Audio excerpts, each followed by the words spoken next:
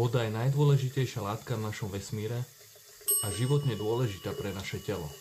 Myslíte, že pijete zdravú vodu? Poďme sa pozrieť, akú máme vodu na západnom Slovensku, po Dunajskej nížine, konkrétne Sládkovičove. Teraz si ukážeme jednoduchý test s čajom. Filtrovaný versus nefiltrovaná voda. A tu môžete vidieť filtráciu, cez ktorú si teraz napustíme horúcu vodu na čaj. Toto číslo je voda z kohutíka, toto je filtrovaná voda.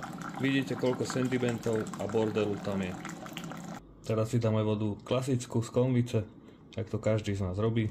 A dáme do každej pigi čaj na 5 minút a uvidíte sami, čo to spraví, alebo jak to bude vyzerať. Nezabúdajte, čistá voda je jedna z najdôležitejších vecí, ktoré môžete spraviť pre vaše zdravie. Voda ovplyvňuje naše zdravie a celé naše telo.